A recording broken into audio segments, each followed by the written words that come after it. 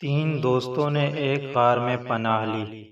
خدا کا کرنا، پہاڑ سے ایک چٹان پھسل کر غار کے منہ پر آ پڑی اور غار بند ہو گیا۔ دیو کامت چٹان تھی، بھلا ان کے بس میں کہاں تھا کہ اس کو ہٹا کر غار کا منہ کھول دیں۔ مشورہ یہ ہوا کہ اپنی زندگی کے نیک اعمال کے واسطے دے کر خدا سے دعا کی جائے۔ کیا عجب کہ خدا سن لے اور اس مصیبت سے نجات مل جائے۔ چنانچہ ایک نے کہا، میں جنگل میں بکریاں چرایا کرتا تھا اور اسی پر میرا گزارا تھا۔ جب میں جنگل سے واپس آتا تو سب سے پہلے اپنے بوڑھے ماں باپ کو دودھ پلاتا اور پھر اپنے بچوں کو۔ ایک دن میں گھر دیر سے آیا تو ماں باپ سو چکے تھے، بچے جاگ رہے تھے اور بھوکے تھے، لیکن میں نے یہ گوارا نہ کیا کہ ماں باپ سے پہلے بچوں کو پلاؤں، اور یہ بھی گوارا نہ کیا کہ والدین کو اٹھا کر انہیں تکلیف پہنچاؤں۔ چنانچہ میں رات بھر دودھ کا پیالہ لیے ان کے سرہانے کھڑا رہا۔ بچے میرے پیروں سے چمٹ چمٹ کر روتے رہے، لیکن صبح تک اسی طرح کھڑا رہا۔ خدایا، میں نے یہ عمل خالص تیری خاطر کیا، تو اس کی برکت سے غار کے منہ سے چٹان ہٹا دے۔ چٹان اتنی سی سرکی کہ آسمان نظر آنے لگا۔ دوسرے نے کہا، میں نے کچھ مزدوروں سے کام لیا اور سب کو مزدوری دے دی، لیکن ایک شخص اپنی مزدوری چھوڑ کر چلا گیا۔ کچھ عرصے بعد جب وہ مزدوری لینے آیا تو میں نے ان سے کہا کہ یہ گائے بکریاں اور یہ جو کچھ ہے سب تمہارا ہے، لے جاؤ۔ وہ بولا، خدا کے لیے مذاق نہ کرو۔ میں نے کہا، مذاق نہیں، واقعی یہ سب کچھ تمہارا ہے۔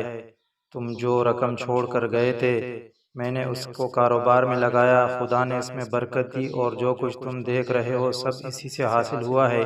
یہ تم اطمینان کے ساتھ لے جاؤ، سب کچھ تمہارا ہے۔ وہ شخص سب کچھ لے کر چلا گیا۔ خدایا، یہ میں نے محض تیری رضا کے لیے کیا، تو اس کی برکت سے غار کے منہ سے چٹان دور فرما دے۔ خدا کے کرم سے چٹان اور ہٹ گئی۔ تیسرے نے کہا، میری ایک چچا زاد بہن تھی جس سے مجھ کو غیر معمولی محبت ہو گئی تھی۔ اس نے کچھ رقم مانگی، میں نے مہیا کر دی، لیکن جب میں نے اپنی ضرورت پورے کرنے کے لیے ان کے پاس بیٹھا تو اس نے کہا، خدا سے ڈر، اس کام سے باز رہو۔ میں پورا اٹھ گیا اور میں نے وہ رقم بھی اس کو بخش دی۔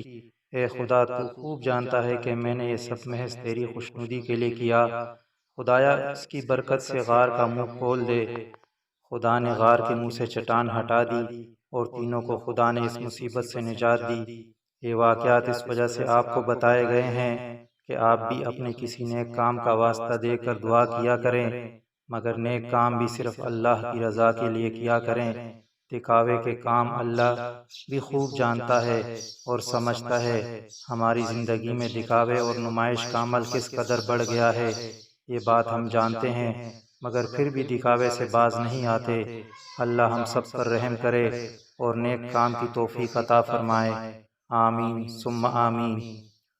حدیث پاک کا مفہوم ہے کہ جو شخص ریاکاری سے صدقہ دیتا ہے وہ مشرک ہو جاتا ہے، اور جو شخص ریاکاری سے روزہ رکھتا ہے وہ مشرک ہو جاتا ہے، اور جو شخص ریاکاری سے نماز پڑھتا ہے وہ مشرک ہو جاتا ہے۔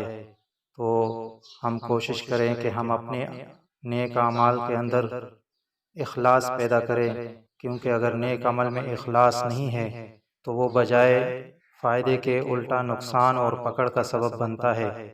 تو آپ اور ہم یہ کوشش کریں کہ ہم اپنے نیک عمل سے پہلے اور نیک عمل کے درمیان اور نیک عمل کے آخر میں اپنی نیت پر خاص نظر رکھیں کہ آیا میری نیت میں فطور تو پیدا نہ ہو گیا، اور میری نیت کس واسطے ہے، اللہ کی رضا کے واسطے ہے یا کسی کو دکھلاوے کے لیے کر رہا ہوں۔ تو جب اپنی نیت پر نظر رکھیں گے اور اللہ کا دھیان ہمارے ذہن میں ہوگا، ہمارے دل میں ہوگا، تو پھر انشاءاللہ ہمارا نیک کام اللہ کی رضا کی خاطر ہوگا۔ تو امید ہے آپ کو یہ ویڈیو پسند آئی ہوگی۔